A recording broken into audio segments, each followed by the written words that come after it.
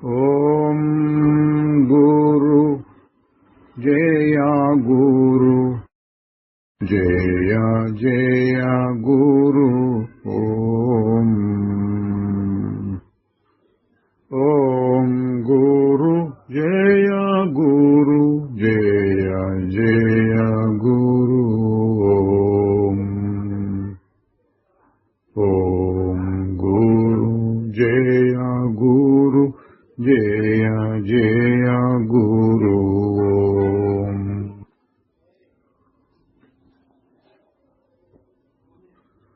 ఓం నమో భగవతే శ్రీ రమణాయ. శ్రీ రమణ మహర్షితో సంభాషణలు, రకరకాల ప్రశ్నలు, ఒకే రకం జవాబులు అనే ప్రవచన పరంపరలో 60వ భాగానికి వస్తున్నాం. ముందుగా క్రిందటి భాగంలోని ముఖ్యాంశాలు. ఒక పిల్లవాడు మహర్షి గారికి ఏదో ఒక వస్తువును భక్తితో సమర్పించాడు. దాని మీదట మహర్షి గారు త్యాగం అనే దాని గురించి కాసేపు చెప్పారు. పిల్లవాడైనా తన దగ్గర ఉన్న వస్తువుని ఇచ్చివేయటం అనేది త్యాగం కిందికి వస్తుంది. త్యాగం ఏం చేస్తుంది? నేను అనే అహంకారాన్ని, మమకారాన్ని తగ్గిస్తుంది. అది జ్ఞానానికి దారితీస్తుంది అని చెప్పారు. తరువాత సమాధి గురించి ఎవరు అడిగితే చెప్పారు.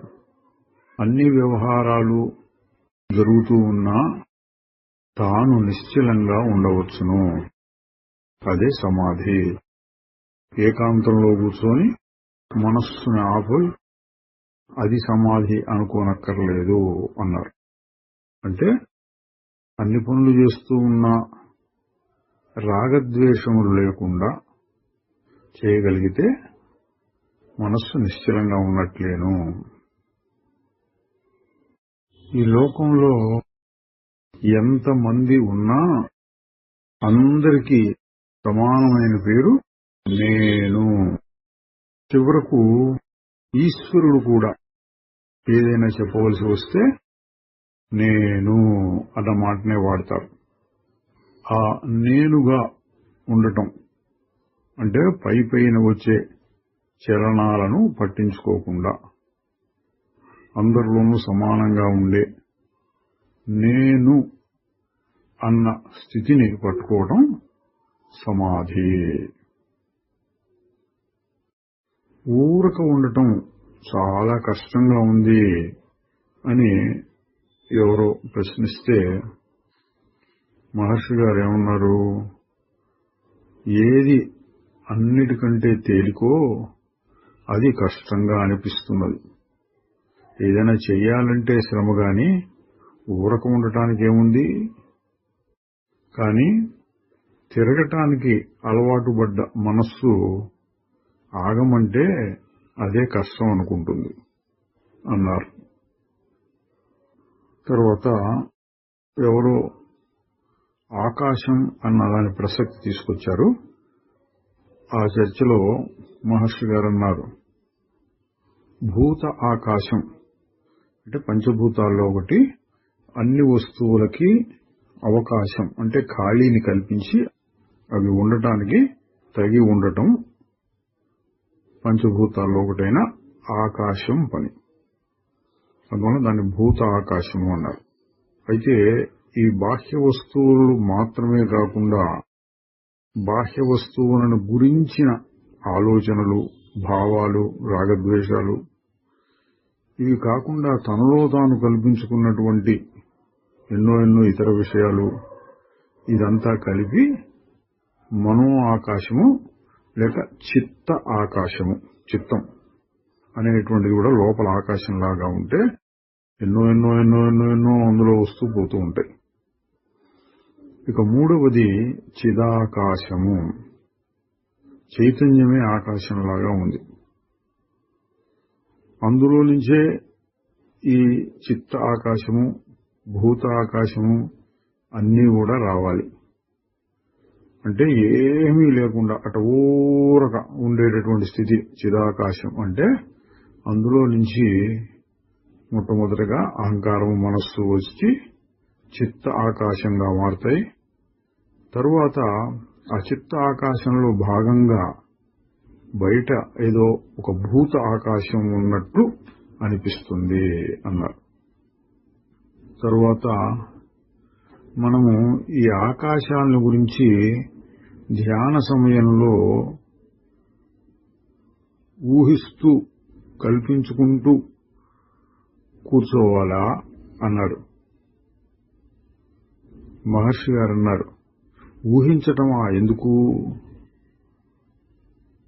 మనం వేరే వస్తువుని గురించి తెలుసుకోవాలంటే ఊహించవలసి వస్తుంది. అది ఎప్పుడూ ఉన్నది, తానై ఉన్నది. దానికోసం ఊహ ఎందుకు? ఉండటమే, ఉత్తగా ఉండటమే. అది ఎట్లా చెయ్యొచ్చు అని అడిగితే, అది కాని దానిని, అంటే ఆత్మ కానిది అనాత్మని వదిలించుకోవడం ద్వారా.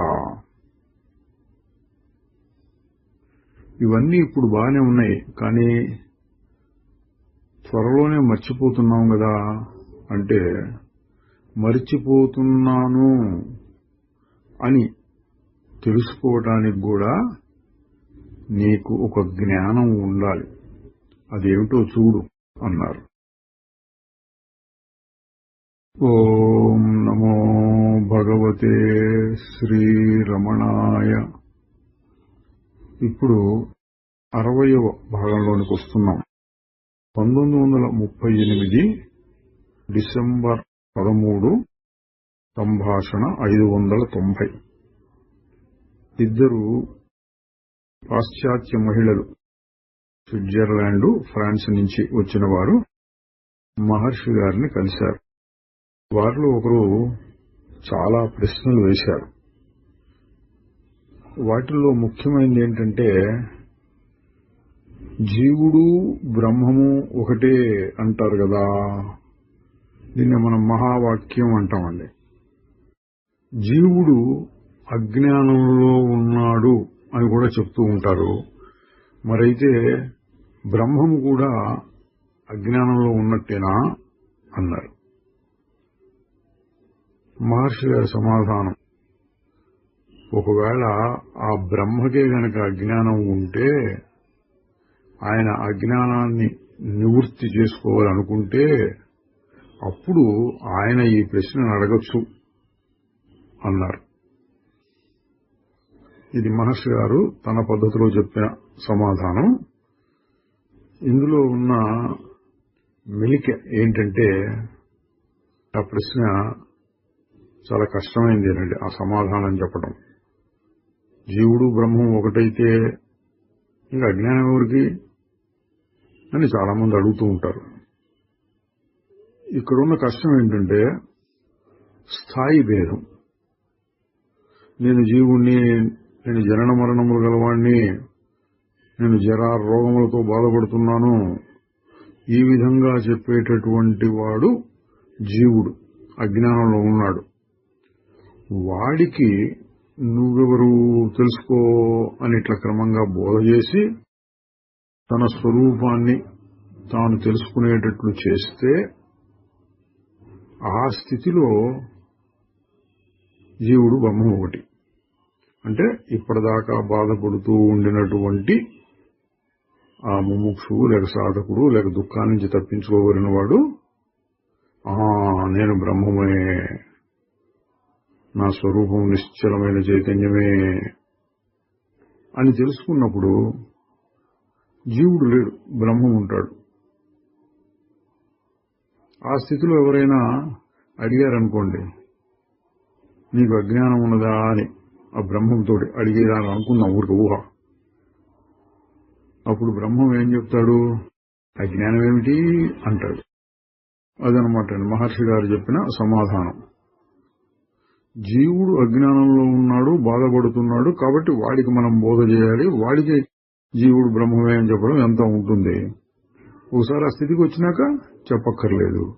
అందువలన ఈ ప్రశ్న బ్రహ్మమే అడుగుతాడు, బ్రహ్మముకు అజ్ఞానం ఉంటే అన్నారు. అంటే బ్రహ్మముకు అజ్ఞానము ఉండదు, ఈ ప్రశ్న కూడా అక్కడ రాదు. ప్రస్తుతం నీకు ఈ ప్రశ్న వస్తోంది అంటే నువ్వు జీవుడుగా ఉన్నావు. నువ్వు విచారణ చేసి నేను జీవుణ్ణి కాదు అంటే బ్రహ్మం అవుతావు. అప్పుడు అజ్ఞానం ఉండదు. ప్రశ్నలో వచ్చిన తికమక ఏంటంటే స్థాయి భేదం. నువ్వు ఏ స్థాయిలో ఉండి అడుగుతున్నావు? నేను ప్రపంచంలో ఉన్నాను, నేను శరీరాన్ని, నాకు దుఃఖం ఉన్నది, ఆ స్థాయిలో ఉంటే సరే, నువ్వెవరో విచారించుకో, నీ స్వరూపం ఏంటి, చూడు చూడు చూడు అట క్రమక్రమంగా చెప్పి నువ్వు బ్రహ్మమే అన్న స్థితికి తీసుకొస్తే ఇక అప్పుడు అజ్ఞానం అనేది ఉండదు. జీవుడు బ్రహ్మం ఒకటే, అజ్ఞానం ఉండదు. ఆ స్థాయిలో చెప్తే అజ్ఞానము లేదు, బంధము లేదు, మోక్షము లేదు. నా బంధోస్తి మోక్షోస్తి. అందువలన ప్రశ్న అడిగేవాళ్లు తమ అనుభవం నుంచి అడగాలి. సాధకులు చేయదగిన ప్రశ్నలు అంటే అట్లా ఉంటాయి. ఇప్పుడు వీడు అడిగిన ప్రశ్న ఏమిటి? సిద్ధాంతపరమైనది. వేదాంత గ్రంథాలు కొన్ని చదివి జీవుడు బ్రహ్మం ఒకటే కదా అని బుద్ధిని ఉపయోగించి తెలుసుకుంటే ఇటువంటి ప్రశ్నలు వస్తాయి. అంటే ఈ స్థాయిలో ఉన్నామా ఆ స్థాయిలో ఉన్నామా వాళ్ళకే తెలియదు. తికమక అది. తరువాత 1938 డిసెంబర్ 14 సంభాషణ 591 ఒక ప్రశ్న. సాధకులు గురువుకి సమీపములో ఉంటే వారి దర్శనము, స్పర్శనము మొదలైన వాటి వలన అనుగ్రహాన్ని తేలిగ్గా పొందగలుగుతారు. మరి దూరంగా ఉన్న వాళ్ళ సంగతి ఏమిటి అన్నారు. మహర్షి గారు చెప్పారు, యోగ దృష్టి చేత అన్నారు. అంటే ఈ చర్మచక్షువులు అంటాం చూడండి, శరీరం, అందులో ఉన్న కళ్ళు, దాంతో చూడటం, శరీరాన్ని ముట్టుకోవడంత మాత్రమే కాదు, యోగ దృష్టి ద్వారా కూడా ఆ శక్తి ప్రసరిస్తుంది అన్నారు. తరువాత అక్కడే ఉన్నటువంటి చోప్రా అనే ఆయన, పంజాబీ ఆయన, ప్రస్తుతం సింగపూర్ లో ఉంటున్నాడు. ఆశ్రమాన్ని చూడటానికి వచ్చి ఆయన ప్రశ్న అడుగుతున్నారు. నామము యొక్క శక్తి ఏమిటి?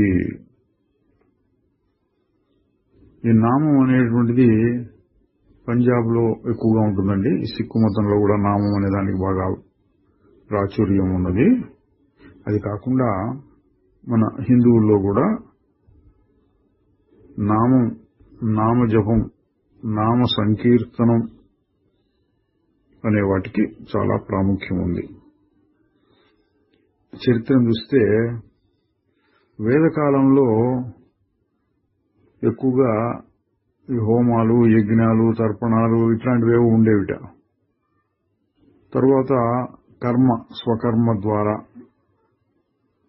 ధర్మాన్ని, వర్ణాశ్రమ ధర్మాన్ని పాటించడం ద్వారా సిద్ధి కలుగుతుంది, మోక్షం వస్తుంది, అటువంటి భావాలు కూడా వచ్చినాయి. ఆ తరువాత భక్తి భావం, అంటే పరమేశ్వరుడికి భక్తి చేయటం. ఎట్లా ఉంటాడు పరమేశ్వరుడు అంటే అంతటా ఉన్నవాడు, అన్నిట్లోనూ పరమాత్మను చూడటం. భగవద్గీతలు వస్తాయి ఈ నిష్కామ కర్మ, అట్లాగే ఈ భక్తి, సర్వాత్మభావం. అయితే మనం ఇప్పుడు ప్రపంచంలో చూస్తున్నాం, మరొక రకమైనటువంటి సాధనలు కూడా ఉంటున్నాయి. కేవలం అంతటా ఉన్న భగవంతుడు చూడటం అనేటువంటిది సామాన్యమైన విషయం కాదు. అందుకని సామాన్యుల కోసం అందరికీ సరిపోయేటట్టుగా కొన్ని సాధనలు ఏర్పరిచారు. భక్తి మూవ్మెంట్, భక్తి ఉద్యమం అని కూడా పేరు పెడతారు. మధ్యకాలాల్లో ఎప్పుడు వచ్చిందని. దాని యొక్క ముఖ్య సూత్రం ఏంటంటే కలౌ స్మరణాన్ముక్తి.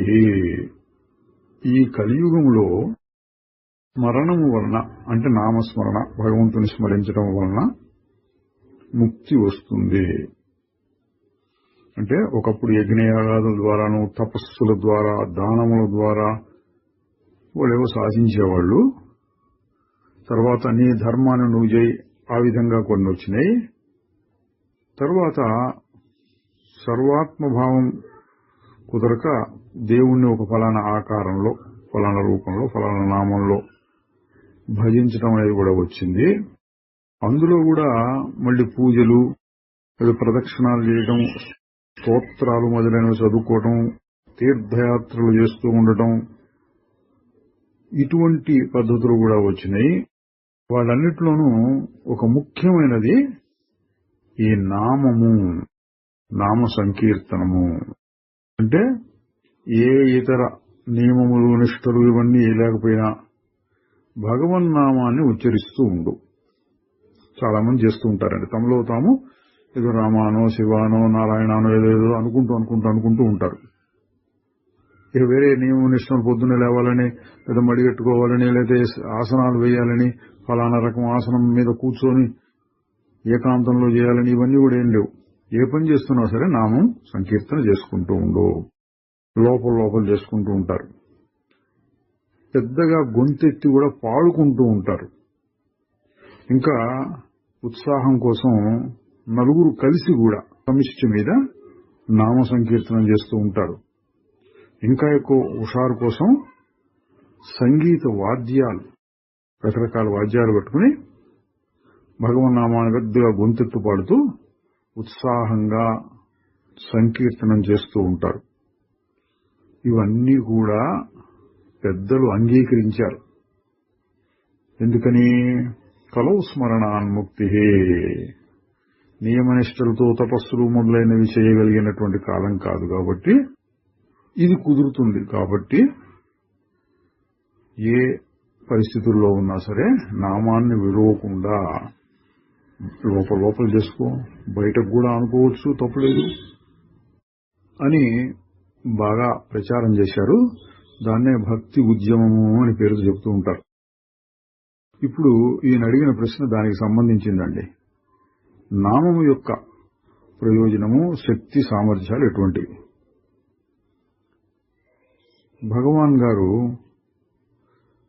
ఆయన సూటిగా చెప్పకుండా విజన్ అనే ఒక పత్రికను తీసి అందులో వచ్చినటువంటి ఒక వ్యాసాన్ని చూపించారు. అది నామదేవ్ అనేటువంటి మహారాష్ట్ర సాధు భక్తుడు వ్రాసినటువంటి కొన్ని పద్యాలకు అనువాదం. ఇది ఇంతకు ముందు కూడా వచ్చిందండి. సంభాషణ 441 దగ్గర నామదేవ్ యొక్క బోధల తాత్పర్యం. నామమే గొప్పది, నామమే అది, నామమే అన్ని అటట వచ్చి చివరిలో నామం అంటే తానే ఆత్మయే అని కూడా చెప్పారు అక్కడ. సరే, అదే ఇక్కడ ఆ పత్రిక ద్వారా వారికి చూపించారు. వారు చూసినట్టున్నారు. తర్వాత మళ్లీ ప్రశ్న ఇస్తున్నారు. సరే, అది సాక్షాత్కారానికి ఎట్లా ఉపయోగిస్తుంది? ఇక్కడ సాక్షాత్కారం అంటే ఆయన ఉద్దేశంలో దైవ సాక్షాత్కారం లేక ఆత్మ సాక్షాత్కారం అని కూడా అనొచ్చు. మహర్షి గారు చెబుతున్నారు, ఒక వ్యక్తి ఏ విధమైన ప్రయత్నము లేకుండానే మొట్టమొదటి పేరుని ఎల్లప్పుడూ జపిస్తూ ఉంటాడు. ఆ పేరే అహం, నేను. ఇదేనండి ఇంతకు ముందు సంభాషణలో కూడా వచ్చింది. ఇక్కడ ఏమన్నారు? ఈశ్వరుడైనా సరే నేను అన్న మాటతో చెప్తారు. మహర్షి గారు ఆయన బహుశా దేవుని యొక్క నామము, ఆ నామాన్ని ఉచ్చరించడము అన్న అర్థంలో ప్రశ్న అడిగి ఉంటాడు. మహర్షి గారు తన పద్ధతిలో తీసుకొస్తున్నారు. చూడండి, అందరి యొక్క పేరు నేను, మొట్టమొదటి పేరు. తర్వాత వేరే వేరే పేర్లు వచ్చినాయి. అది దానంతటా అది జరుగుతూ ఉంటుంది అన్నారు. చూడండి, కావాలని చేయక్కర్లేదు, దానంతరం జరుగుతూ ఉంటుంది. అదేంటయ్యా అంటే అనిపిస్తూ ఉండడం, నేను నేను నేను అనిపిస్తూ ఉంటుంది కదా. ఇప్పుడు ఏం చేస్తున్నాను? కూర్చున్నాను, నేను కూర్చున్నాను, నేను నిలబడ్డాను, నేను నడుస్తున్నాను, నేను గాలి పీల్చుకుంటున్నాను, నేను మాట్లాడుతున్నాను. ఇట్లా ప్రతి దాంట్లోనూ నేను నేను నేను అనే భావం వస్తూ ఉంటుంది. అది దానంతరది జరుగుతూ ఉంటుంది. నేను నేను నేను అనుకోకర్లా. ఇట్లా ఆ మొట్టమొదటి అవస్థలో ఉండేటటువంటి అనుభవం, దాన్నే నామము అన్నారు మహర్షి గారు తన పద్ధతిలో. ఇంకా చెప్తున్నారు, అది బయటకు వ్యక్తమైనప్పుడు అహంకారము అని చెప్తారు. అంటే ఇప్పుడు చెప్పాము చూడండి, నేను కూర్చున్నాను, నేను నిలబడ్డాను, నేను పడుకున్నాను, ఈ నేను అహంకారం. ఇది కూడా అనకుండా ఊరకుంటే అంటే అదే మనం చెప్తూ ఉంటాం, ఊరకుండు అంటే మనస్సు ఏ ఆలోచన లేకుండా ఆగిపోయినటువంటి స్థితి. అప్పుడు ఉండేటువంటిది అహంస్ఫురణ. తర్వాత ఆలోచనలు ఈ ఆలోచనలు వస్తూ ఇది అది ఇది అంటున్నప్పుడు ఉండేటటువంటిది అహంకారం అని తన పద్ధతిలో కొంచెం చెప్పి మళ్ళీ అడిగిన ఆయన కోసం ఆయన స్థాయికి చెప్తున్నారు. మౌఖికంగా అంటే నోటితోటి నామాన్ని ఉచ్చరిస్తూ ఉంటే క్రమంగా అది మానసిక ఉచ్చారణ కింద మారుతుంది. అంటే ముందు రామ రామ రామ రామ రామ రామ అని కొంత అభ్యాసం చేస్తే తర్వాత లోపల లోపల బయటకు వినపడకుండా, పెదిమలు కూడా కదలకుండా, నాలిక కదలకుండా అట్లా అనిపిస్తూ ఉంటుంది కేవలం మనస్సులో. చివరకు అది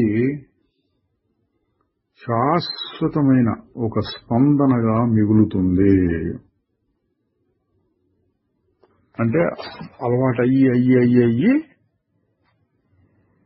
ఇక అనుకోవాల్సిన పని లేకుండా అనిపిస్తూ ఉంటుందిట ఆ నామం కూడా అని చెప్పారు మహర్షి గారు. అంటే నామముకున్న శక్తి ఏమిటి అంటే పైపైన చూస్తే ఏముంది, 2 అక్షరాలు 4 అక్షరాలు 5 అక్షరాలు 7 అక్షరాలు ఉంటాయి మంత్రానికి, అది అన్నట్లు అనిపిస్తుంది. ఏముందండి అందులో అని చెయ్యంగా చెయ్యంగా చెయ్యంగా దాని యొక్క ప్రయోజనము, దాని శక్తి బయటపడుతుంది. ఏంటి చివరికి వచ్చేప్పటికి అట్లా అయిపోవడమే. ఆయన మళ్ళీ అడుగుతున్నాడు, కానీ ఇవంటే ఈ నామ ఉచ్చారణ ఇవన్నీ మానసికము లేకపోతే భౌతికం, అంటే శరీరం నోటితో చేసేవి అంతేగా. అంటే నోటితోటి మనసుతోటి చేసే వాటి వలన దైవ సాక్షాత్కారం ఎట్టగలుగుతుంది అని ఈయన ప్రశ్న అండి. మహర్షి గారు చెబుతున్నారు, మనస్సు గాని నోరు గాని ఆత్మ లేకుండా పనిచేయవు కదా. చూడండి మహర్షి గారు ఎలా సమన్వయం చేస్తున్నారు. నువ్వు ఊరికే కేవలం నోటితో చెప్తే ఏమవుతుందండి అంటున్నావు, కానీ నోటితో అనటానికి కూడా ఆత్మ యొక్క శక్తి కావాలి. మహారాష్ట్రలో ఉన్న ఒక మహాత్ముడు సాధువు తుకారాం పగలంతా సమాధి స్థితిలో ఉండేవాడు. రాత్రిపూట పాడుతూ నృత్యం చేస్తూ చుట్టూ ప్రజల గుంపుతో కలిసి ఉండేవాడు. అంటే అందరు కలిసి సామూహిక నామ సంకీర్తనం చేస్తూ ఉండేవాడు. పగలు మటుకు ఆయన ఒక్కడు ఏకాంతంలో తన స్థితిలో తాను ఉండేవాట. ఆయన ఎల్లప్పుడూ శ్రీరాముడి యొక్క నామాన్ని ఉచ్చరిస్తూ ఉండేవాడు అని తుకారాం కథ చెప్తున్నారు. ఒకరోజు ఆయన బహిర్దేశంలో కూర్చుని మూత్ర విసర్జనమో ఏదో చేస్తూ ఉన్నాడు. అప్పుడు కూడా రమా రమా అంటూ ఉన్నాడు. ఒక సనాతనాచారపరుడైన ఒక పురోహితుడు అటు వెళుతూ అది విని ఒక్కసారి కంపించిపోయినాడు. చిచి చిచి ఏంటిది, మూత్ర విసర్జన చేసే సమయంలో రామనామమా అని. ఆయన తుకారామును పిలిచి, ఏంటి ఈ పని నువ్వు చేసేది అని కొంచెం మందలించాడు. ఈసారి ఎప్పుడు ఇట్లాంటి పనులు చెయ్యకు, తప్పు అన్నాడు. తుకారాం అన్నాడు, అలాగేనండి అని నోరు మూసేసుకుని అట్లా ఊరకున్నాడు. అయితే ఒక్కసారిగా తుకారాం శరీరంలోని ప్రతి రోమకూపం నుంచి వెంట్రుకలు కూడా నిక్కబొడుచుకుని వస్తాయి. రమా రమా అనే పేరు రావటం మొదలుపెట్టింది. ఆ పెద్ద శబ్దం అంటే ప్రతి రోమకూపం నుంచి వచ్చింది కదండి, పెద్దగా శబ్దం వచ్చేప్పటికి ఆ పురోహితుడు అది విని భయపడ్డాడు, అర్థం చేసుకున్నాడు.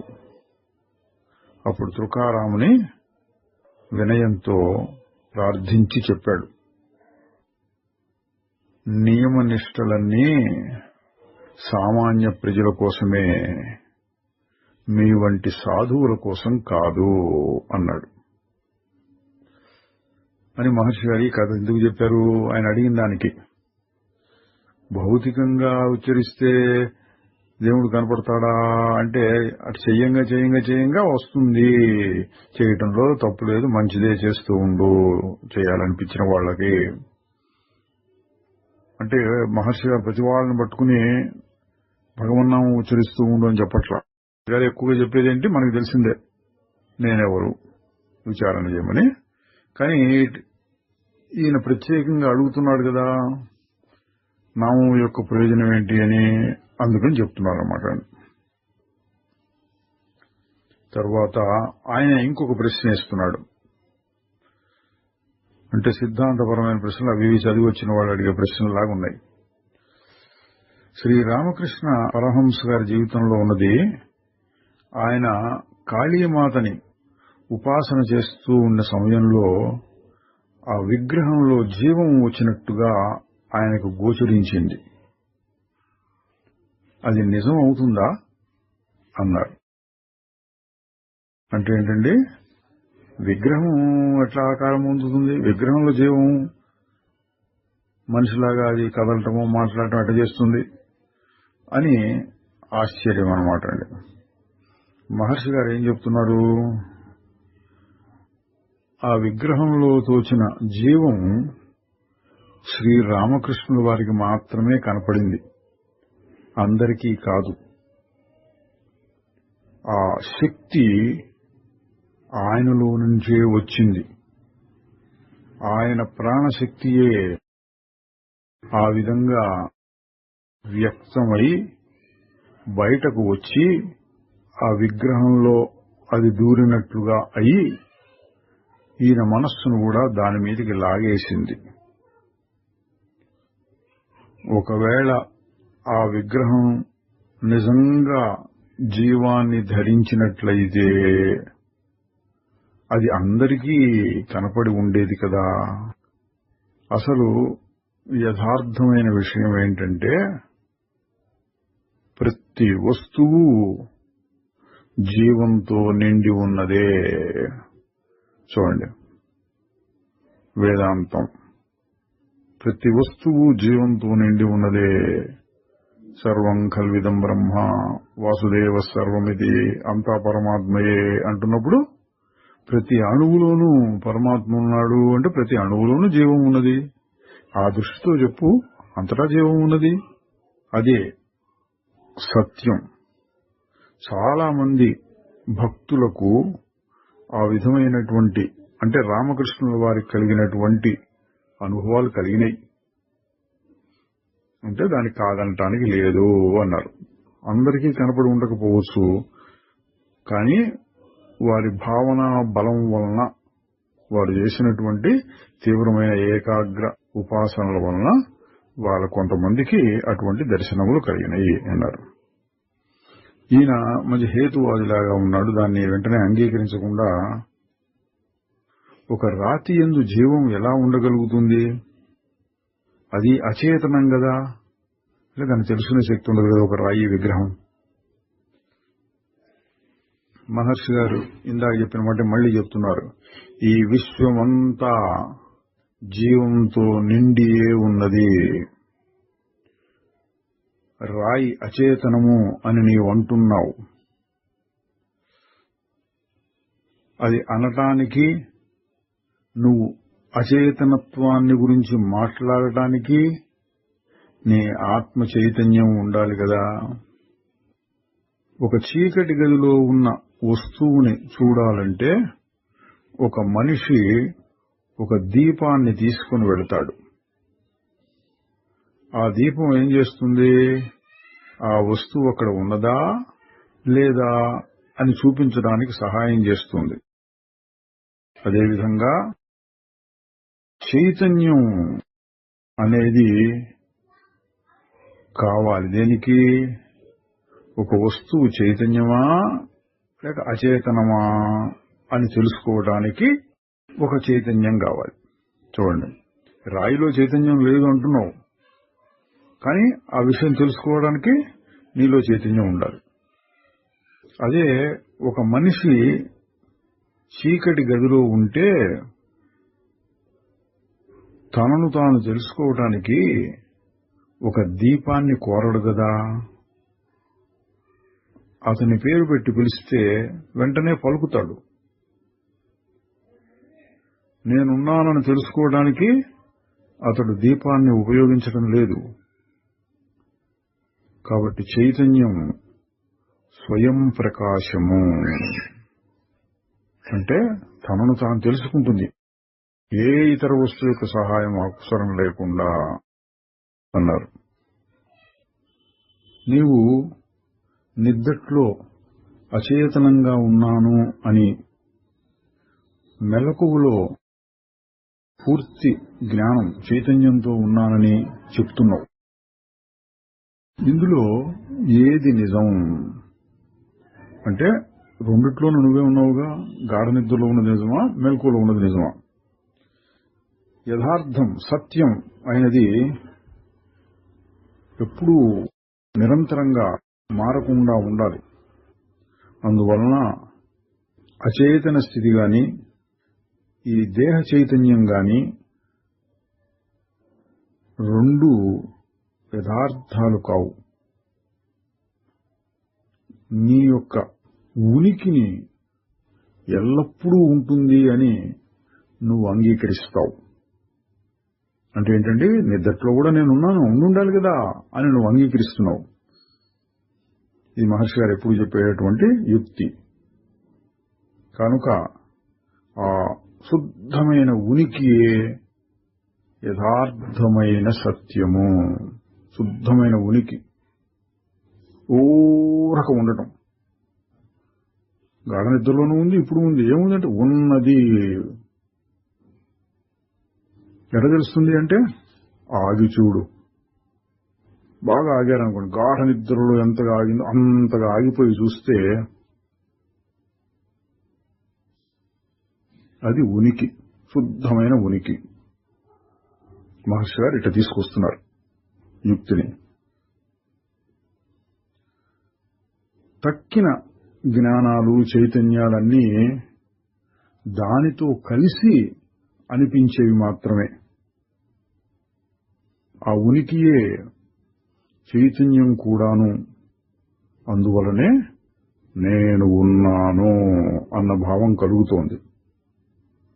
అందువలన ఆ చైతన్యం, తెలివి, తెలుసుకునే శక్తి యథార్థము. అంటే రెండు చెప్పారండి. ఇప్పుడు ఉత్తగా ఉనికి, ఊరక ఉండటం అది యథార్థం. కానీ ఊరక ఉంటున్నానని కూడా నీకు తెలుస్తోంది, కాబట్టి చైతన్యం. ఒకటి ఉనికి, ఒకటి చైతన్యం, రెండు లేవు, రెండు ఒకటే. అదే ఉనికి, అదే చైతన్యం. ఆ చైతన్యము రకరకాల ఉపాధులతో అంటే శరీరము మొదలైన వాటితో కలుసుకున్నప్పుడు నువ్వు దేహ చైతన్యము, ఆత్మ చైతన్యము, అచేతన స్థితి, అర్ధచేతన స్థితి, అతీతమైన చైతన్యము, మానవుల చైతన్యము, కుక్క చైతన్యము, చెట్టు చైతన్యము, ఇట్లా ఎన్నో రకాలుగా చెప్పచ్చు. వీటన్నింటిలోనూ సమానంగా ఉండేదేమిటి? చైతన్యము, తెలివి, శుద్ధ చైతన్యం. కుక్కలోనూ తెలుసుకునే శక్తి ఉంది, మనలోనూ తెలుసుకునే శక్తి ఉంది. దానికి దీనికి సమానంగా ఏముంది? తెలుసుకునే శక్తి. అదనమాట అండి. అంతటా పరమాత్మ ఉన్నాడు అంటే ఉత్త ఉనికి అని చెప్పొచ్చు, లేదా ఉత్తగా తెలుసుకునే శక్తి, ఉత్త తెలివి, ఉత్త ఉనికి. అందువలన అని మొదట్లో ఆయన అడిగిన ప్రశ్నకు వస్తున్నారు.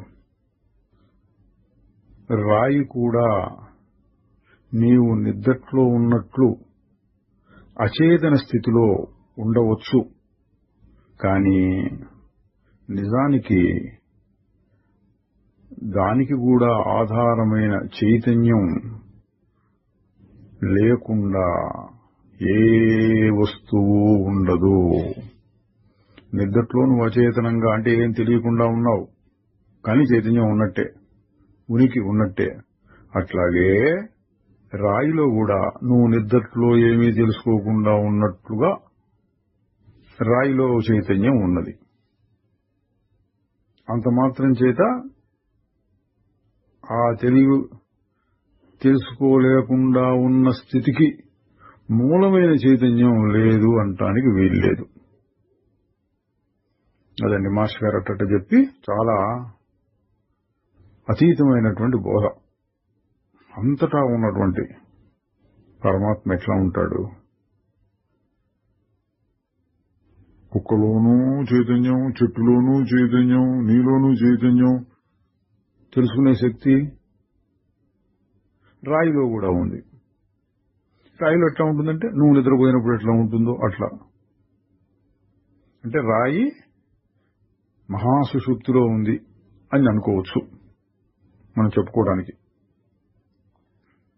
అయితే ఆయన వదలకుండా మళ్లీ ప్రశ్నిస్తున్నాడండి. కానీ ఒక కుక్క చైతన్యం నా చైతన్యం కంటే వేరు కదా. నేను కుక్క దగ్గరికి వెళ్లి బైబుల్ చదివి దానికి తెలిపిడి చేయలేను కదా.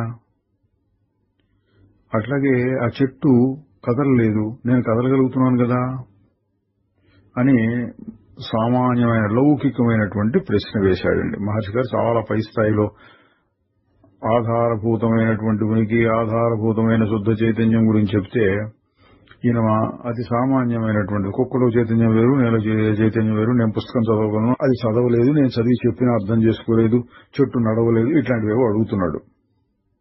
మహర్షి గారు అంటున్నారు, చెట్టుని ఒక నిలబడి ఉన్న మనిషి అనుకో, అట్లాగే మనిషిని ఒక కదిలే చెట్టు అనుకో అన్నారండి.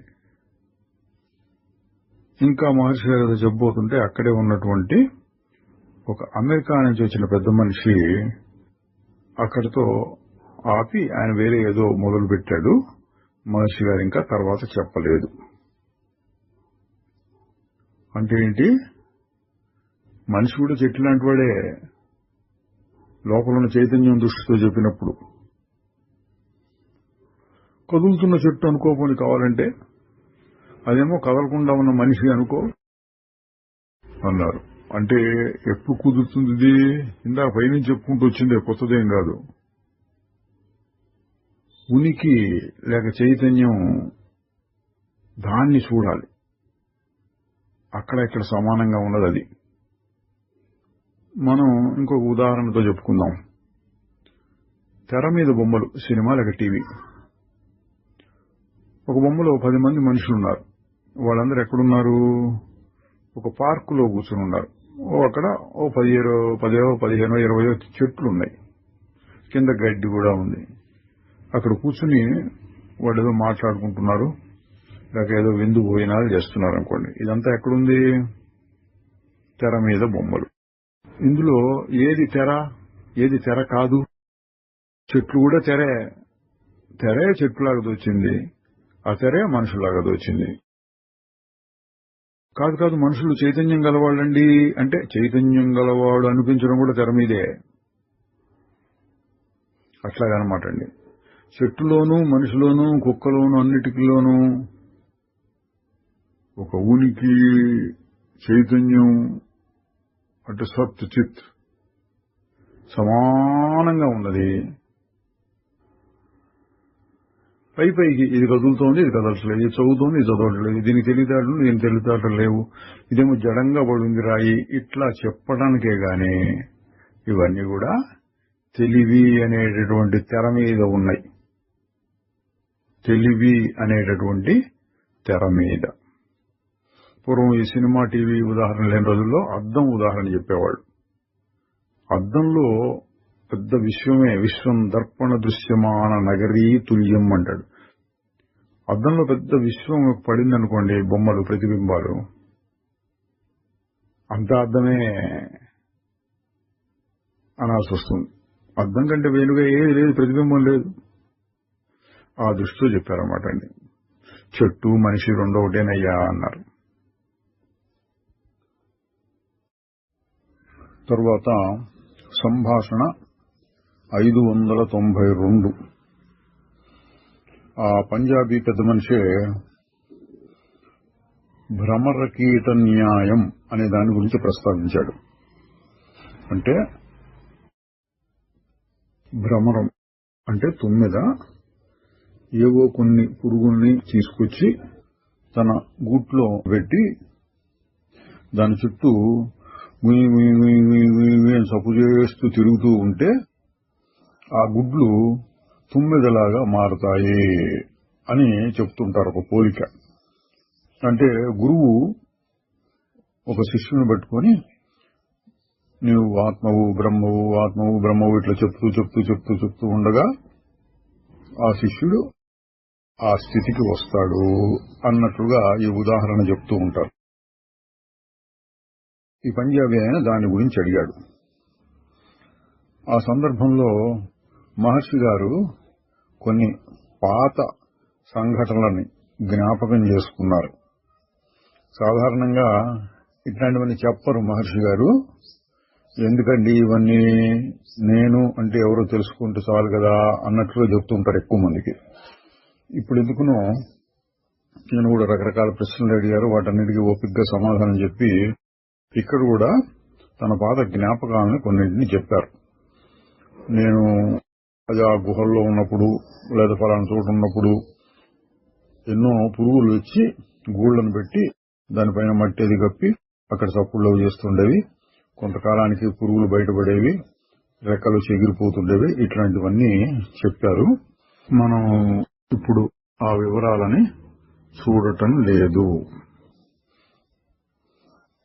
తరువాత 1938 డిసెంబర్ 15 సంభాషణ 594. మేడం మెర్సిడిస్ డి ఒకాటా అనే స్పెయిన్ దేశపు మహిళ మిస్టర్ హేగ్ అనే అమెరికా పెద్ద మనిషికి ఒక ఉత్తరం రాసింది. ఆయన 2 నెలలుగా రమణాశ్రమంలోనే ఉంటున్నాడు. ఆవిడ కొన్ని ప్రశ్నలు పంపించింది మహర్షి గారిని కనుక్కొని చెప్పమని. అవేంటంటే, జీవాత్మ పరమాత్మలో కలిసిపోతే ఇక మానవ సంఘం మొత్తాన్ని ఉద్ధరించమని, అంటే సర్వే జనా సుఖినో భవంతు అని ప్రార్థిస్తాం చూడండి. ఆ విధంగా దేవుణ్ణి ప్రార్థించటానికి అవకాశం ఉంటుందా? ఇదే రకమైన ప్రశ్న పాశ్చాత్య దేశాల నుంచి వచ్చిన వాళ్ళు చాలా మంది అడుగుతూ ఉంటారు. దానికి భగవాన్ గారు చెప్తున్నారు, వారందరూ దేవుణ్ణి ప్రార్థించి చివరగా దై విల్ బి డన్, నీ చిత్తము నెరవేరుగాక అని ప్రార్థిస్తూ ఉంటారు. ఇది బైబిల్లో ఉన్నటువంటి ప్రార్థన అండి. వాళ్ళకి అది అర్థమవుతుంది కాబట్టి మహర్షి గారు అది చెప్పారు. ప్రార్థన అంతా అయినాక ప్రభు నీ చిత్తం నెరవేరుగాక అంటారు. యేసుక్రీస్తు తన శిష్యులకి బోధించినటువంటి ప్రార్థన. దాన్ని చెప్పి మహర్షి గారు అంటున్నారు, ఆయన చిత్తం అంటే అంతా ఈశ్వరాజ్ఞ చొప్పున నడుస్తూ ఉంటే ఇక నువ్వు ప్రార్థన చేయడం ఎందుకు? పరమేశ్వరుని ఆజ్ఞ అన్ని సమయాల్లోనూ అన్ని సందర్భాల్లోనూ జరిగి తీరుతుంది అనేటటువంటిది సత్యం. వ్యక్తులు తమ ఇష్టానుసారంగా ఏమీ చేయలేరు. ఈ విషయాన్ని, అంటే ఆ ఈశ్వరుని యొక్క విలాసాన్ని అర్థం చేసుకో. తర్వాత ఊరకుండు. ప్రతి వారిని భగవంతుడే చూచుకుంటూ ఉంటాడు. అందరినీ ఆయనే సృష్టించాడు. నువ్వు 200 కోట్ల ప్రజలలో ఒకరివి. అంటే ఆ రోజుల్లో 200 కోట్లు ప్రపంచ జనాభా. అందులో ఈ ప్రశ్న అడిగిన ఆవిడ ఒకరు. అంతమందిని చూసుకుంటుండేటువంటి ఈశ్వరుడు నిన్ను వదిలేస్తాడా? ఆయన చిత్తానుసారమే అందరూ ప్రవర్తించాలని సామాన్యంగా కూడా చెప్తూ ఉంటారు. ఇక నీ అవసరాలను గురించి ఆయనకు చెప్పి అవి నెరవేర్చు అని అడగాల? ఆయనకు అన్నీ తెలుసు. ఆయనే అన్నిటినీ చూసుకుంటూ ఉంటాడు. ఇంకా గట్టిగా చెబితే అసలు నువ్వెందుకు ప్రార్థిస్తావు? ఎందుకంటే నీకు చేతకాదు కాబట్టి నీకు కావలసిన వాటిని ఏదో అతీతమైనటువంటి శక్తి ఈశ్వరుడు ఇవ్వాలి అని కదా నువ్వు ప్రార్థించేది. సరే, నిన్ను సృష్టించినవాడు, రక్షించేవాడు నీలోని బలహీనత తెలియకుండా ఉంటాడా? నాకు చేత కావటం లేదు, నేనేమీ చేయలేకుండా ఉన్నాను అని చెప్పుకుని ఆయన్ని ప్రార్థించాలా? చూడండి, బాగా లోతుగా చూస్తే ఈ ప్రార్థనలు, భక్తి అనే దాన్ని కూడా మహర్షి గారు ఎట్లా దిక్కుతున్నారు? జ్ఞానం. ఊరికే ప్రార్థించడం కాదు, ఆయన ఆజ్ఞ లేకుండా ఏమీ జరగదు. అణువణువు చెలియించు అతని ఆజ్ఞ చేత. ప్రతి అణువు కూడా ఆయన ఆజ్ఞ వల్లనే కదులుతుంది. అటువంటప్పుడు ఏం చేయాలి? నువ్వు ప్రార్థించాలి కదండి అనేటట్లయితే ప్రార్థించడం మటుకెందుకు? అన్నీ ఆయనకు తెలుసు. అంటే ఇది కూడా జ్ఞానం అయిపోయిందండి. అంతా పరమేశ్వరుడే చేస్తున్నాడు అనే జ్ఞానం ఉంటే, అదే మహర్షి గారు ఎప్పుడు చెప్తుండేది, జ్ఞానం అన్నా భక్తి అన్నా ఒకటేను. సరే, ఆ ప్రశ్న అడిగిన ఆయన వదలకుండా మళ్లీ అడుగుతున్నాడు. కానీ దేవుడు ఎవరికి సహాయం చేస్తాడు? తనకు తాను సహాయం చేసుకునేవాడికే. ఇది కూడా ఒక సూక్తి ఉందండి, God helps those who help themselves అంటూ ఉంటారు. అంటే ఏంటి? మన తెలుగులో చెప్తే గాలిలో దీపం పెట్టి దేవుడా నీ దయా అంటే ఆరకుండా ఉంటుందా అంటూ ఉంటారు. ఎక్కువ మందికి 99, ఇంకా ఎక్కువే, 1,99,999 మందికి సరిపోయేటటువంటి మాట ఏంటంటే, నువ్వు చేయగలిగింది నువ్వు చెయ్యి, తర్వాత దేవుణ్ణి ప్రార్థించు. శుద్ధ జ్ఞానంలో చెప్పేదేంటి అంటే 1,00,000 ఒకరికి సరిపోయే మాట. ఇప్పుడు మహర్షి గారు చెప్పింది అన్నీ ఆయన చూసుకుంటుంటే నువ్వేం చేయాలి? సరే, ఆయన ఆ పద్ధతిలో అడిగాడు. లోకంలో చెప్పుకునే పద్ధతిలో తనకు తాను సహాయం చేసుకుంటూ ఉంటే దేవుడు కూడా సహాయం చేస్తాడు కదా అని. మహర్షి గారు ఎట్ట సమాధానం చెప్తున్నారు చూడండి. అవును, తప్పకుండా అంతే. నీకు నువ్వు సహాయం చేసుకో, కానీ అది కూడా ఈశ్వరేచ్ఛ వలననే జరుగుతుంది. చూడండి, నాకు నేను సహాయం చేసుకోవాలి, ఈ విధంగా సహాయం చేసుకోవాలి, ఈ పని ఇట్లా చేయాలి, ఇది కూడా ఈశ్వరేచ్ఛ ఉంటేనే జరుగుతుంది. అంటే తనలో వచ్చే సంకల్పాలు కూడా ఈశ్వరాధీనము అన్న విషయం గుర్తించాలి. ఇంకా చెప్తున్నారు, ప్రతి పని ఆయన ప్రేరణ చేతనే జరుగుతూ ఉంటుంది. ఇక ఇతరుల కోసం ప్రార్థించాలి అంటేనో పైకి చూడటానికి అది చాలా నిస్వార్థంగా కనపడుతుంది. అంటే తన కొరకు కాకుండా ఇతరుల కోసం ప్రార్థిస్తున్నాడు, చాలా గొప్ప విషయం అన్నట్టుగా అనిపిస్తుంది. కానీ ఆ భావాన్ని జాగ్రత్తగా విశ్లేషణ చేసి చూడు, అందులో కూడా స్వార్థమే ఉంటుందని తెలుస్తుంది. ఎందుకు? ఇతరులు సుఖంగా ఉంటేనే నీవు కూడా సుఖంగా ఉంటావు కనుక, లేదా ఇతరుల కొరకుగా దేవుడికి ఒక విన్నపాన్ని సమర్పించాను అనేటటువంటి తృప్తి నీకు కలుగుతుంది. నిజానికి దేవుడికి మధ్యవర్తులు అక్కర్లేదు. నీ సంగతి నువ్వు చూసుకుంటే అంతా బాగానే ఉంటుంది. ఆయన మళ్లీ అడుగుతున్నాడు. ఎందుకంటే లోకంలో సాధారణంగా ఇటువంటి భావాలు ఉన్నాయి కదండి. మహర్షి గారు చెప్పేదేమో కొంచెం అతీతంగాను అర్థం కానట్టుగాను ఉంటుంది. అందుకని మళ్లీ అడుగుతున్నాడు.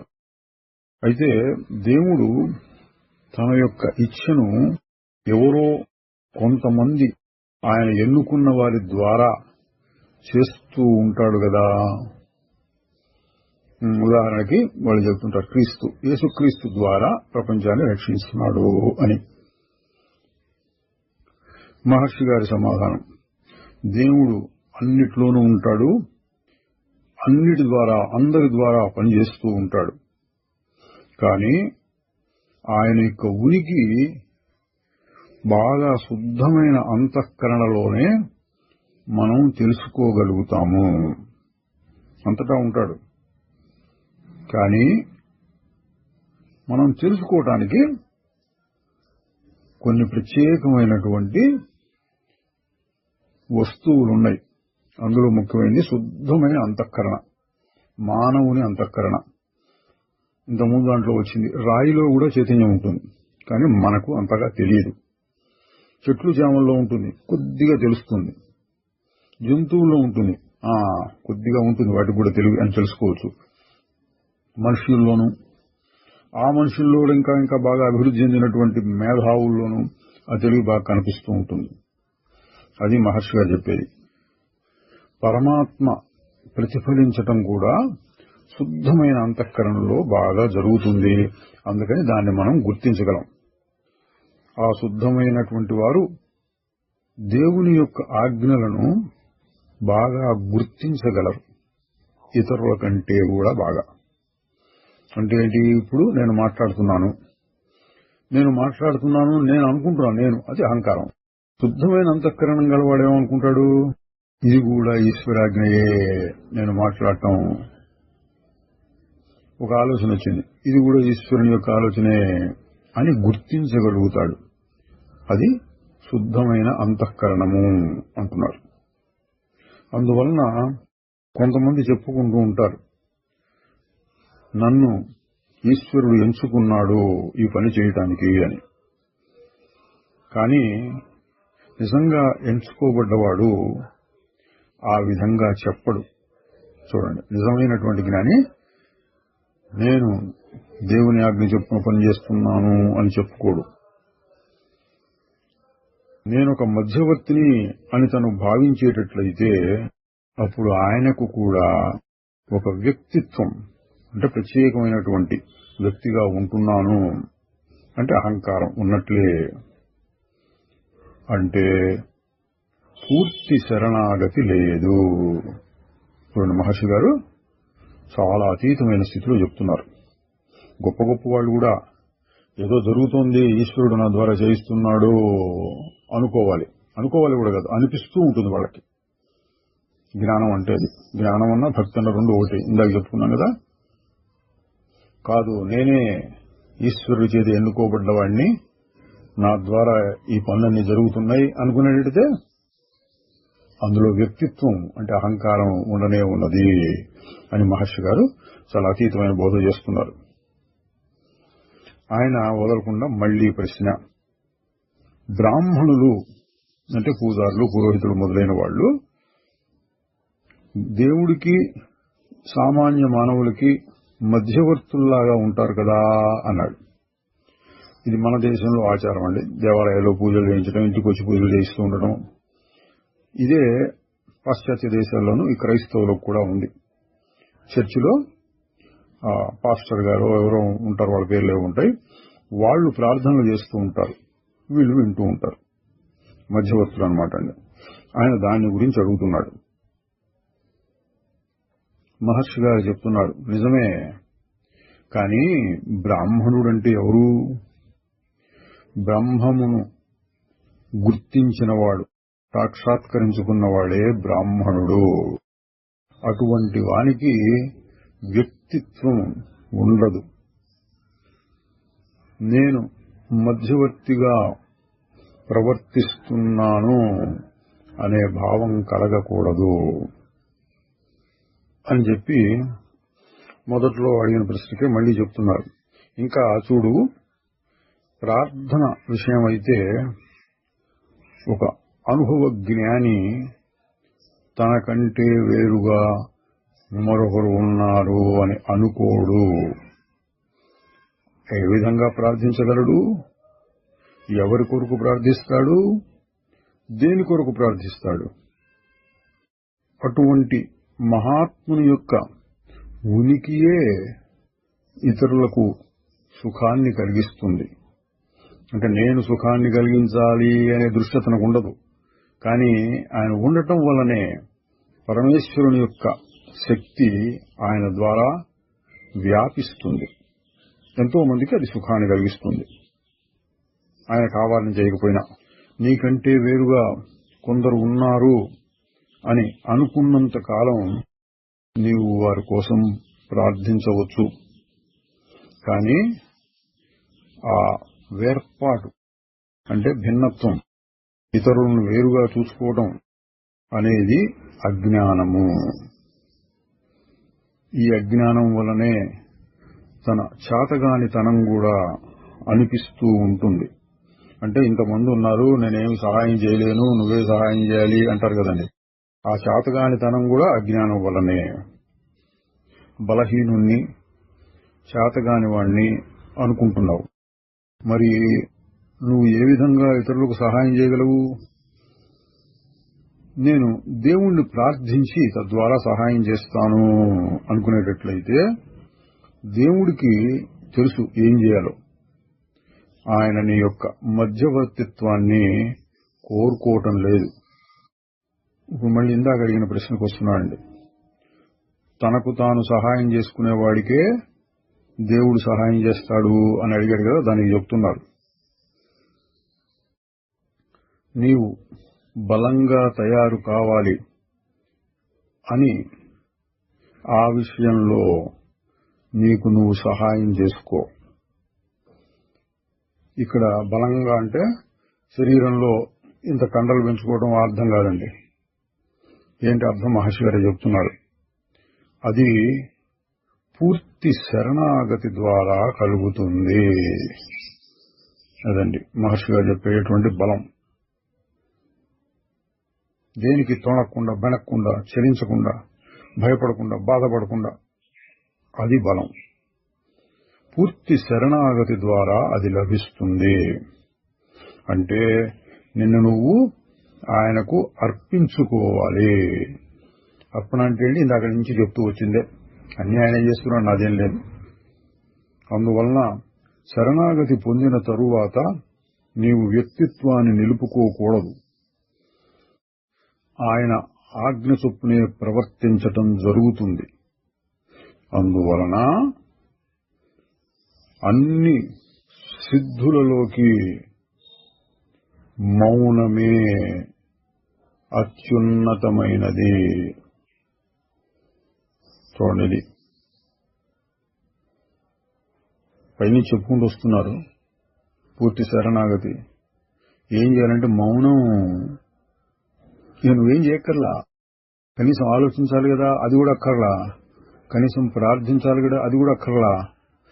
లేదా ప్రతినిత్యం శరణు శరణు శరణు అంటూ ఉండాలి కదా, అది కూడా అక్కర్లా. ఒకసారి శరణాగతి పొందితే అంటే అది కూడా అర్థం చేసుకోవడమే, నేను చేసేది ఏం లేదు, అంతా ఆయన చేస్తున్నాడు అని అర్థం అయితే తర్వాత మౌనమే. మనస్సును గెలిచిన సత్పురుషులకు మహోపదేశము మౌనము అంటారు వశిష్ఠుల వారు. అదే దక్షిణామూర్తి జగద్గురుడు కూడా చెప్పాడు. మహర్షి గారు ఇంకా చెబుతున్నారు, అన్ని మతాలు నదుల లాంటివైతే అవన్నీ వెళ్లి కలిసేటటువంటి సముద్రం లాంటిది మౌనము. చూడండి, అన్ని మతాలు అన్నారు. ప్రపంచంలో ఏ మహానుభావుడు చెప్పిందైనా, ఏ మతమైనా, ఏ ప్రవక్త అయినా, ఏ పెద్ద గ్రంథమైనా, ఏ దేశంలోనైనా, ఏ కాలంలోనైనా చివరికి వచ్చేటటువంటి స్థితి మౌనము. ఈ విషయాన్నే తాయుమానవార్ కూడా చెప్పారు. తాయుమానవార్ అంటే తమిళ జ్ఞాని, సాధు పురుషుడు. మహర్షి గారు తరచుగా ఆయన ఉదాహరణలు ఇస్తూ ఉంటారు. ఆయన కూడా ఇదే చెప్పారట, ఏం చేసినా చివరికి మౌనము అని. ఆయనే ఇంకా ఏం చెప్పారంటే, ఈ వైదిక మతము మాత్రమే మతము, ధర్మములు అనుకోండి, మత ధర్మాలను, తత్వశాస్త్రాన్ని కలిపి చెప్పేది. ఇది కూడా గొప్ప విషయం అండి.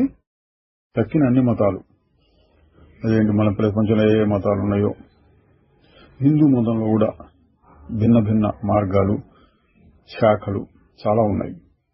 ఇవన్నీ కూడా నమ్మకం మీద ఆధారపడ్డాయి ఎక్కువగా. ఇట్లా ఉండాలి, ఇట్లా ఉండాలి, ఇట్లా ఉండాలి, నువ్వు ఇట్లా ఉండాలి, దేవుడు ఇట్లా ఉంటాడు, దేవుని ఈ విధంగా ప్రార్థించాలి, ఈ ధర్మాలు చేస్తూ ఉండాలి. అన్ని నమ్మకాలు, ఆదేశాలు. ఈ ఆత్మజ్ఞానము లేక పరమాత్మ జ్ఞానం అనేది హేతువాదానికి, మన అనుభవంలో సరిచూచుకోవడానికి సరిపోతుంది. భగవద్గీతలో దీన్నే పరిప్రశ్న అని కూడా అంటాడు. ప్రశ్నించచ్చు దీంట్లో. నేనెవరు, దేవుడెవరు, ఎట్లా ఉంటాడు, ఎట్లా చేరుకోవాలి, ఇవన్నీ ప్రశ్నించి మన అనుభవంలో సరిచూచుకోగలిగినవి. అది తాయుమానవారు చెప్పారు. తరువాత 1938 డిసెంబర్ 16, సంభాషణ 595. ఆ ఇద్దరు మహిళలు అంటే స్విట్జర్లాండ్, ఫ్రాన్స్ నుంచి వచ్చిన వారు, ఇంతకుముందు మాట్లాడిన వారు మళ్లీ తిరిగి వచ్చారు. అందులో ఒకరు అడుగుతున్నారు, అత్యున్నతమైనటువంటి ఆ స్థితి అంటే ధ్యానంలో గాని, ఆత్మసాక్షాత్కారంలో గాని కలిగేటటువంటి ఆ అత్యున్నతమైనటువంటి స్థితి అందరికీ ఒకటే ఉంటుందా, లేక ఏమైనా తేడా ఉంటుందా? మహర్షి గారు, అత్యున్నతమైన స్థితి ఒకటిగానే ఉంటుంది, అందరికీ కలిగేటటువంటి దాని అనుభవం కూడా ఒకటిగానే ఉంటుంది. ఆవిడ మళ్ళీ అడుగుతోంది, కానీ అత్యుత్తమమైన సత్యాన్ని గురించి చేసేటటువంటి వ్యాఖ్యలు భేదాభిప్రాయాలతో కనపడుతున్నాయి. ఇదండి ప్రశ్న. ఇది చాలా సమంజసమైన ప్రశ్న. అందరూ మహాత్ములు, ఎందరో మహానుభావులు అన్నట్టు వారికి కలిగేటటువంటి అనుభవం, అది ఆత్మ అనండి, దేవుడు అనండి, సరైన అనుభవం, అత్యున్నతమైన అనుభవం అయితే అందరికీ ఒకటిగానే ఉండాలి. మహర్షి గారు కూడా ఉంటుంది అని చెప్తున్నారు. మరి వారు చెప్పే మాటలు, దేవుడు ఇట్లా ఉంటాడని కొందరు, అట్లా ఉంటాడని కొందరు, ఈ పేరు అని కొందరు, ఆ పేరు అని కొందరు, ఈ విధంగా చేస్తే ఆయన సంతోషిస్తాడని, ఏంటో రకరకాలుగా ఉంటున్నాయి. ఆ అభిప్రాయాన్ని ప్రవేశపెట్టిన వారందరూ మహాత్ములే అనుకునేటట్లయితే అన్ని భేదాలు ఎందుకుంటాయి? మహర్షి గారు చెబుతున్నారు, వ్యాఖ్యానాలన్నీ మనస్సుతో చేయబడుతున్నాయి. మనస్సులు వేర్వేరు, అందువలన ఆ వ్యాఖ్యానాలు కూడా వేరుగానే ఉంటాయి కదండి. అనుభవం అందరికీ ఒకటై తీరాలి. దాని గురించి చెప్పటం ఎన్నో రకాలుగా ఉండొచ్చు. ఎందుకంటే ఖచ్చితంగా ఇది ఇట్లా అని వర్ణించడానికి వీలు లేనటువంటి అనుభవం అది. దాన్ని ఏదో విధంగా చెప్పాలి అంటే రకరకాల వ్యాఖ్యానాలు, రకరకాల వర్ణనలు, కవిత్వాలు ఇవన్నీ ఉంటాయి. ఇది అత్యున్నతమైన ఆధ్యాత్మిక అనుభవం గురించే కాదండి, సాధారణమైనటువంటి అనుభవాలు కూడా ఎన్నో మనం చెప్పలేము. ఉదాహరణకి ఒక పువ్వు చాలా అందంగా కనపడుతుంది. మనలాంటి వాళ్ళు ఎక్కువ మంది నడితే ఏం చెప్తాం, చాలా అందంగా ఉంది, చాలా బాగుంది, ఆహాహా, ఇంతకంటే ఎక్కువ చెప్పలేం మనం. కానీ దాని గురించి చెప్పాలని ప్రయత్నం చేసి రకరకాలుగా చెప్పి అవతల వాడికి ఇంకా ఎక్కువగా ఆహ్లాదాన్ని కలిగించగలిగిన వాళ్ళు కవులు. కవిత్వంతో చెప్తారు. ఆ పువ్వుల గురించి వర్ణించమని 10 మంది కవులను అడిగితే 10 మంది 10 రకాలైనటువంటి పద్యాలు, పాటలు రాస్తారు. అది వింటుంటే ఒక్కొక్కరికి ఒక్కొక్కటి నచ్చుతుంది. ఆహా, ఏం చెప్పాడు ఈయన అని మెచ్చుకుంటారు. కానీ అసలైన అనుభవం పువ్వును చూసినప్పుడు ఒక అనుభవం, దాన్ని వర్ణించడంలో రకరకాలు ఉంటాయి. అట్లాగే మహర్షి గారు చెప్పేది అత్యుత్తమైనటువంటి అనుభవం ఒకటే. ఏంటది? ఇంతకుముందు సంభాషణలో వచ్చింది, మౌనమే. దాన్ని గురించి చెప్పమంటే సమస్యలు వస్తాయి. రకరకాలుగా చెప్పారు అందువలన అన్నారు. ఆవిడ అదే ప్రశ్నని ఇంకా మరింత స్పష్టంగా అడుగుతోంది. ఆత్మజ్ఞానాన్ని పొందిన ద్రష్టలు రకరకాలుగా వర్ణించగలుగుతారా? అది ఒకటే అయితే రకరకాలుగా చెప్తున్నారని మళ్ళీ ఇందాక సందేహమే ఇంకా తీరలేదనమాట అండి. మహర్షి గారు అంటున్నారు, వారు చెప్పేటటువంటి పద్ధతి, భావ వ్యక్తీకరణ అడిగేవారు అంటే జిజ్ఞాసువులు, ముముక్షువులు, సాధకులు వాళ్ళ యొక్క స్వభావాన్ని బట్టి ఉంటుంది. అది అంటే ఆ బోధ దాన్ని గ్రహించగలిగిన వారి సామర్థ్యాన్ని బట్టి ఉండాలి. అంటే ఏంటంటే నిజంగా వారు తత్వవేత్తలైతే మరి ఎందుకు రకరకాలుగా చెప్తున్నారు అంటే వినేవారి కోసం ఎట్లా చెబితే వాళ్ళకి అర్థమవుతుందో అట్లా చెప్పవలసి వస్తుంది. ఆవిడ మళ్ళీ అడుగుతోంది, ఒక మహాత్ముడు క్రైస్తవ పద్ధతిలో చెప్తారు, ఇంకొకరు ఇస్లాం పద్ధతిలో, మరొకరు బౌద్ధ పద్ధతిలో చెప్తూ ఉంటారు. అదంతా వారిని ఆ విధంగా తర్ఫీదు చేసినందువలన అన్నారు. అంటే అంతకు ముందు వాళ్ళు ఎటువంటి భావాలతో వచ్చారో, వారి గురువులో మరొకరు వారిని ఏ విధంగా ట్రైనింగ్ ఇచ్చారో దానివల్ల అట్లా రకరకాలుగా చెప్తున్నారా అని. మహర్షి గారు అంతకుముందు వారు ఏ విధమైన శిక్షణ తీసుకుని ఉన్నప్పటికీ అనుభవం మటుకు ఒక్కటే అయి ఉండాలి. దాన్ని వ్యక్తం చేసేటటువంటి పద్ధతులు సందర్భానికి తగినట్లుగా మారుతూ ఉండవచ్చును. క్రైస్తవ మతం పలానా దేశంలో వచ్చింది, అక్కడి ప్రజలు ఆ రోజుల్లో ఎట్లా ఉండేవాళ్ళు, ఏ విధంగా చెబితే వాళ్ళకి అర్థమవుతుంది, అది వచ్చింది. అట్లాగే ఇస్లాం మతం మరొక కాలంలో మరొక దేశంలో వచ్చింది, వాళ్ళకి అర్థమయ్యేటట్టు. బుద్ధుడు ఒక దేశంలో ఒక కాలంలో, అప్పట్లో వినే వాళ్ళకి ఏ విధంగా చెప్తే అర్థమవుతుందో ఆ విధంగా చెప్పవలసి వచ్చింది అని మహర్షి గారు అన్నారు. అంటే వాళ్ళు తప్పు చెప్పారు అని అనకుండా వినేవాళ్ల సామర్థ్యాన్ని బట్టి వాళ్ళు చెప్పవలసి వస్తుందని. తర్వాత సంభాషణ 596.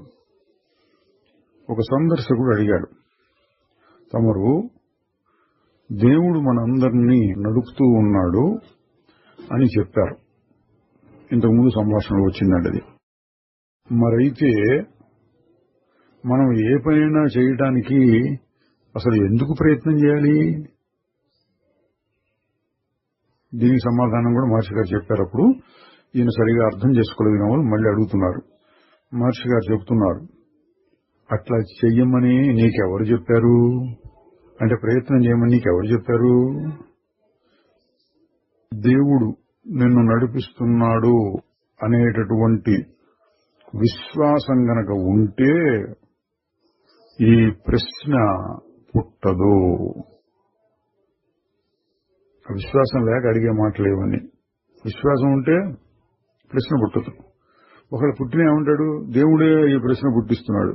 సమాధానం చెప్తే దేవుడే సమాధానం ఇచ్చాడు, సమాధానం రాకపోతే దేవుడే సమాధానం ఇవ్వలేదు. ఏమైనా సరే నువ్వు దాని గురించి బాధపడకూడదు.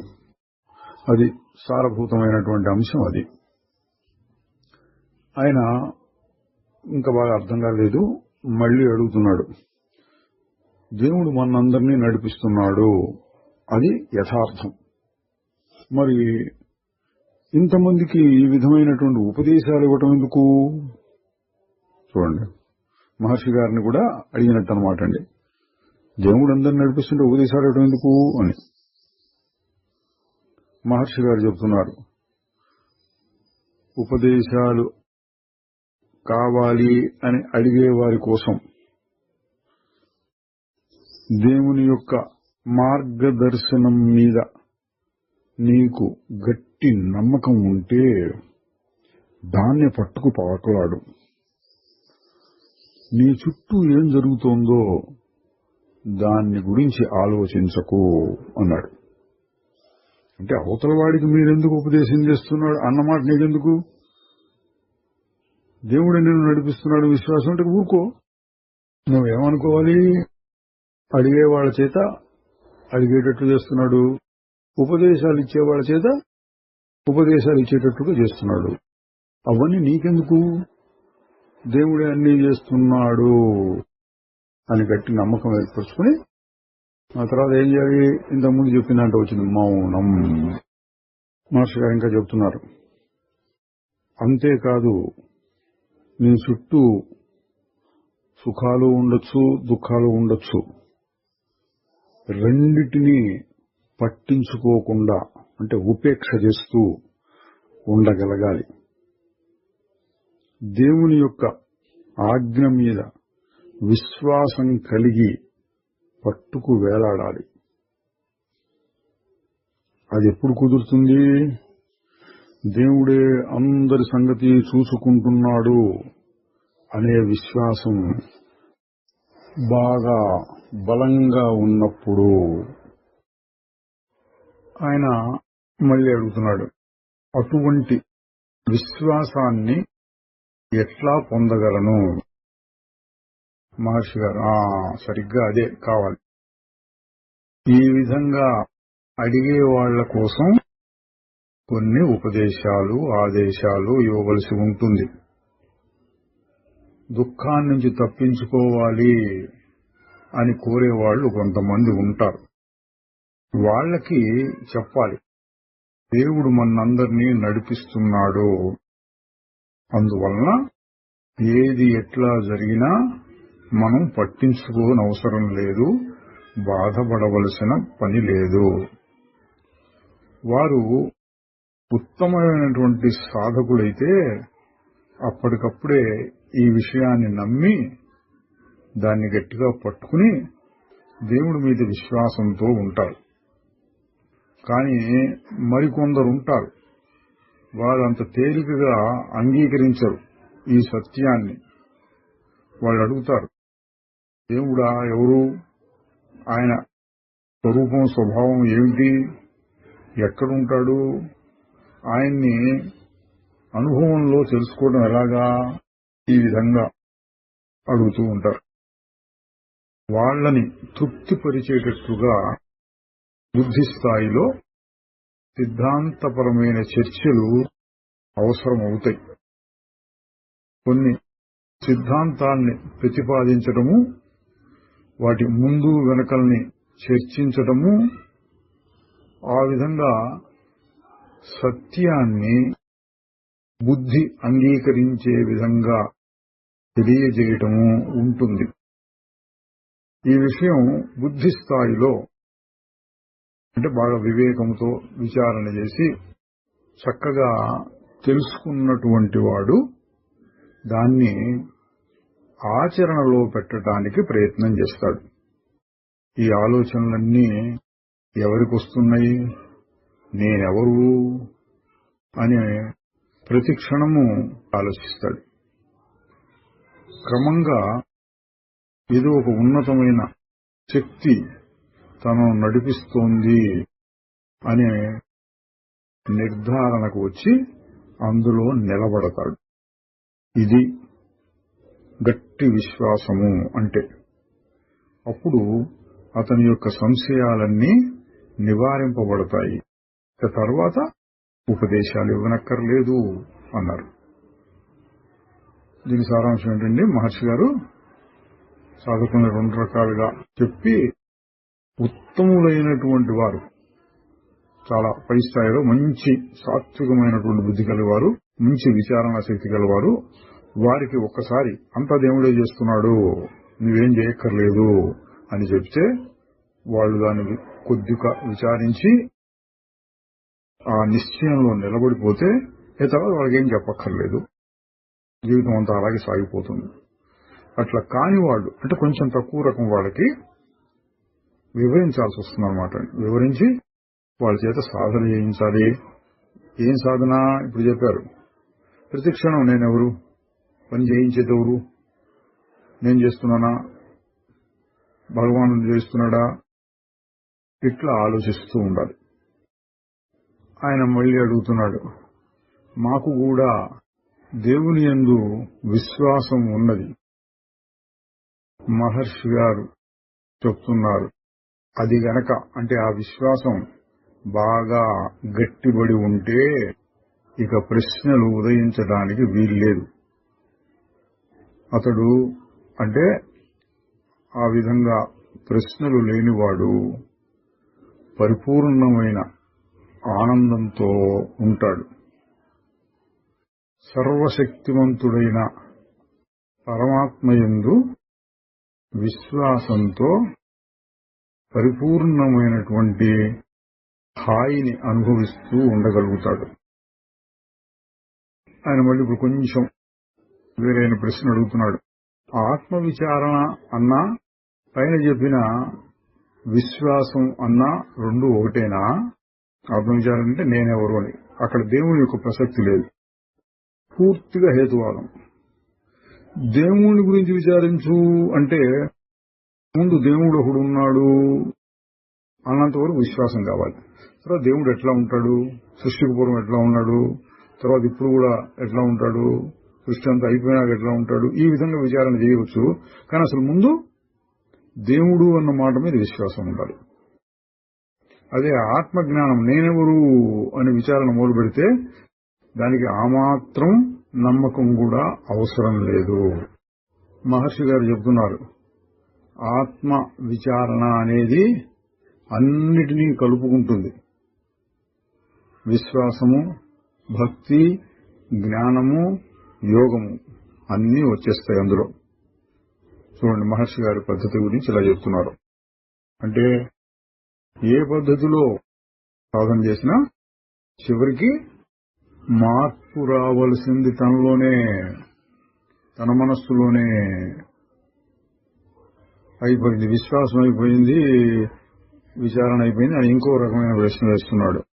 ఒక సాధకుడు తన భౌతిక శరీరం ధ్యానానికి అనుకూలంగా లేదు అని గ్రహిస్తే ముందు శరీరాన్ని తగిన స్థితిలో అట్టబెట్టడం కోసం ఏదైనా అభ్యాసం చేయాలా?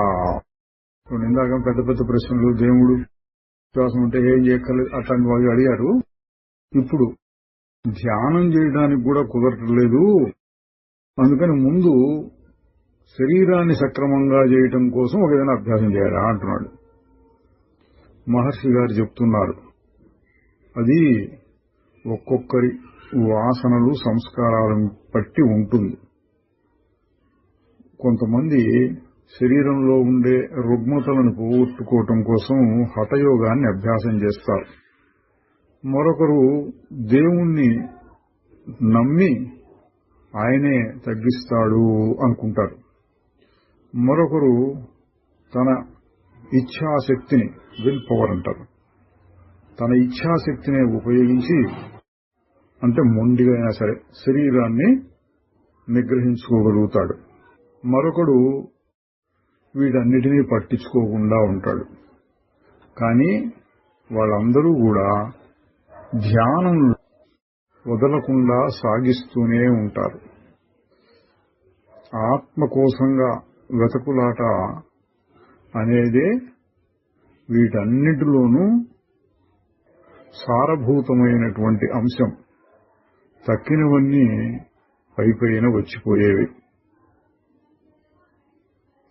ఒకడు వేదాంత సిద్ధాంతాలన్నింటినీ బాగా అవపోసన బట్టి ఉండొచ్చు, కానీ తన ఆలోచనలను నిగ్రహించలేకపోతాడు. ఎందువల్ల? అతని పూర్వ సంస్కారాలు హఠయోగం వైపుకి అతన్ని లాగుతాయి. ఆ యోగం వల్ల మాత్రమే మనస్సును జయించగలను అని అతడు అనుకుని ఆ విధమైనటువంటి అభ్యాసాన్ని మొదలు పెడతాడు. చూడండి, ఆత్మ, పరమాత్మ, నేనెవరు, చైతన్యం అంటే ఏమిటి, ఇటువంటి మాటలు బాగా అర్థం చేసుకుని కూడా తన పూర్వ సంస్కారాల వలన మళ్లీ హఠయోగం వైపు వెళ్తాడు అంటున్నారు. ఆయన ప్రశ్న, సరే చక్కటి ధ్యానం కుదరటం కోసం ఏ అభ్యాసం అత్యుత్తమమైనది? మహర్షి గారు చెప్పాడు, ఒక్కొక్కరు ఒక్కొక్క రకంగా చేస్తారని. ఆయన మళ్లీ అడుగుతున్నాడు. సరే, మహర్షి గారు మళ్లీ చెబుతున్నారు, అది వారి వారి సంస్కారాలను బట్టి ఉంటుంది. ఒకరికి హఠయోగం కావచ్చు, మరొకరికి నామజపము కావచ్చు. అన్నిట్లోనూ ముఖ్యమైన విషయం ఏంటంటే ఆత్మ విచారణ. ఆత్మ అంటే ఏమిటో వెతుకులాట. ఆయన మళ్లీ ప్రశ్న, ఈ ఆత్మ విచారం కోసం నేను ఉదయం పూట కాసేపు, మళ్లీ సాయంత్రం కాసేపు సమయాన్ని వెచ్చిస్తే సరిపోతుందా, లేక ఎప్పుడూ చేస్తూనే ఉండాలా? అంటే నేను ఏదో రాసుకునేటప్పుడు, నడిచేటప్పుడు కూడాను చేస్తూ ఉండాలా? మహర్షి గారు, అసలు నీ యథార్థ స్వరూపం ఏమిటి? అది రాయటము, నడవటము మొదలైనవా, లేక ఊరక ఉండటమా? మార్పు చేయడానికి వీల్లేనటువంటి సత్పదార్థం ఉత్త ఉనికి. ఆ స్థితిని అనుభవంలో గ్రహించగలిగేటంత వరకు నువ్వు ఆత్మ విచారణ చేస్తూనే ఉండాలి. ఒకసారి నువ్వు ఆ జ్ఞానంలో బాగా నిలకడ చెందితే ఇక తర్వాత దాని గురించి బాధపడక్కర్లేదు. ఇది సాధకులందరూ గమనించవలసిన ముఖ్యమైన అంశం. ఎంతవరకు విచారణ చేయాలి అని చెప్పారు. చాలా సందర్భాల్లో మహర్షి గారు చెప్తూ ఉంటారు, నువ్వు ఆ స్వరూపం ఇంకా చేసేదేంటి? ఉనికి, అది ఉత్త ఉనికే, అది ఎప్పుడు ఉంటుంది, నువ్వు చేసినా ఉంటుంది, చేయకపోయినా ఉంటుంది అన్నట్లుగా కూడా చెప్తూ ఉంటారు. ఇక్కడ రెండింటినీ కలిపి చెప్పారు. నువ్వు విచారణలో స్థిరపడి ఆ స్వరూపం నీకు ఎప్పుడూ అనిపిస్తూ ఉంటే ఇంకా చేయాల్సిందేం లేదు. అట్లా కాకపోతే గట్టిపడే వరకు చేస్తూ ఉండాలి. గట్టిపడటం అంటే ఏంటి? నీ ప్రయత్నం లేకుండానే ఆత్మ అనిపిస్తూ ఉండటం, తరచుగా గుర్తు వస్తూ ఉండటం. ఎటువంటి కష్టం వచ్చినా సరే వెంటనే నాకు కాదు కదా అనిపిస్తూ ఉండటం, అది అందులో నిలకడ. అటువంటి నిలకడ కలిగితే తర్వాత నువ్వేం చేయక్కర్లేదు. మహర్షి గారు ఇంకా చెప్తున్నారు, ఆలోచనలు వస్తూ ఉంటేనే ఆలోచనల యొక్క మూలాన్ని విచారించవలసి వస్తుంది. నేను నడుస్తున్నాను, నేను రాస్తున్నాను అని నీకు అనిపిస్తూ ఉంటే అవి చేసేది ఎవరు అని విచారణ చేస్తూ ఉండాలి. అట్లా కాక అందులో గట్టిగా ఒకడు ప్రతిష్ఠితుడై ఉంటే ఈ పనులు జరుగుతూ ఉంటాయి వాటంతటవే. ఒక మనిషి ఎవరైనా నేనొక మనిషిని అనుకుంటూ ఉంటాడా? ప్రతి క్షణమును ఆ విధంగా అనుకోడు, చెప్పడు. కానీ అన్ని పనులు జరుగుతూనే ఉంటాయి. నేను ఒక మనిషిని అన్న భావం ఈ పనులన్నిటి వెనకాల ఉంటుంది అని అనుకోక్కర్లా. ఎందుకు? అది చాలా గట్టిపడిపోయినటువంటి భావము. అదేవిధంగా నేను కర్తను కాదు, నేను శుద్ధ చైతన్యాన్ని, గాఢ నిద్రలో ఉన్న స్వరూపాన్ని అనేది కూడా గట్టిపడితే ఇక తర్వాత పనులన్నీ జరుగుతూ ఉంటాయి. నువ్వు ప్రత్యేకంగా ఏ సాధన చేయక్కర్లేదు, నేను చేస్తున్నాను అని అనిపించను కూడా అనిపించదు. మళ్లీ ప్రశ్న, ఈ విధమైన సత్యం యొక్క సిద్ధాంతపరమైన అవగాహన కూడా అవసరమా? మహర్షి గారు అవును. లేకపోతే ఒక్కసారి విన్న వెంటనే తన ఆత్మను లేక దేవుణ్ణి ఎందుకు సాక్షాత్కరించుకోలేరు అంటే అతనిలో ఏదో చాంచల్యం ఉన్నది అని అర్థం. అటువంటప్పుడు తనలో తాను చర్చించుకుంటూ, అంటే మననం చేస్తూ క్రమక్రమంగా సత్యాన్ని గురించిన నమ్మకాన్ని పెంచుకోవాలి. అప్పుడు అతని విశ్వాసం గట్టిపడుతుంది.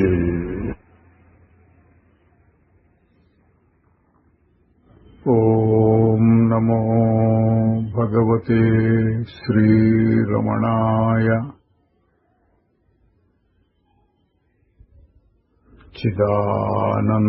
చిదానందరూప